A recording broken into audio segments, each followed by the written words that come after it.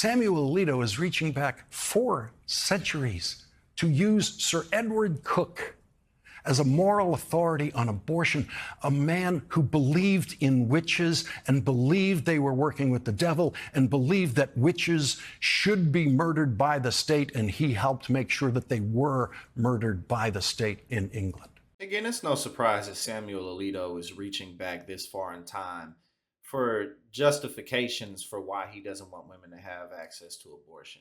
And again, I talked about that in a previous video today. Oftentimes, lawyers and people who work in law, this is what they do. They'll use language to create arguments to basically make the case. But again, at the end of the day, the United States was founded off of land theft, speculation of that land, slave labor, and very, very strictly enforced segregation for a long time. And that's how the Supreme Court feels when they lose their privacy. It's egregious for them. But they don't care how you feel when they take your privacy away. If you are using deeply rooted in this nation's history as the basis for what you think is right and just, then you are lost.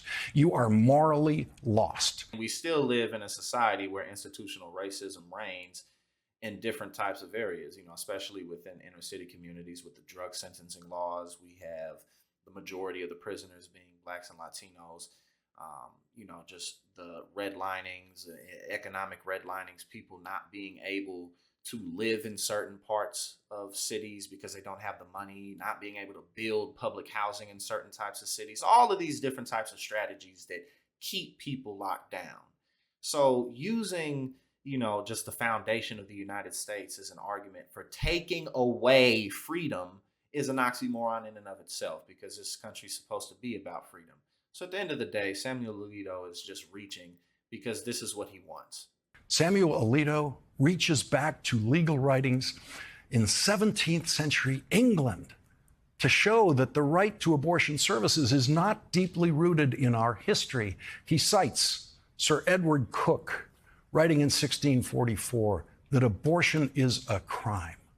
In 1644 in England, they were still having witch trials, ending in the execution of the convicted witches. Now, in my opinion, the Democrats need to pass legislation through Congress to make this law immediately. While they still have the supermajority, nobody's going to vote against this. No Democrat's going to want to be on record voting against legalizing abortion through Congress. So they need to do this now. They have nothing to lose, absolutely nothing, and everything to gain. But interestingly enough, this really is bad news for the Republican Party.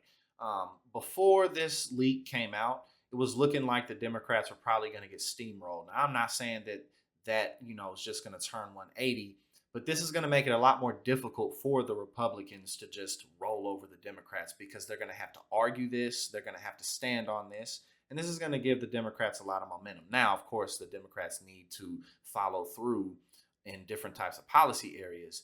But if y'all cannot capitalize off of this and at least keep one of the chambers, at least keep the Senate or the House, if not both, if y'all can't keep both with this, you're not going to be able to inspire people to show up to the polls or support the party at all. And now is not the time for that. Samuel Alito is reaching back 4 centuries to use Sir Edward Coke as a moral authority on abortion, a man who believed in witches and believed they were working with the devil and believed that witches should be murdered by the state, and he helped make sure that they were murdered by the state in England.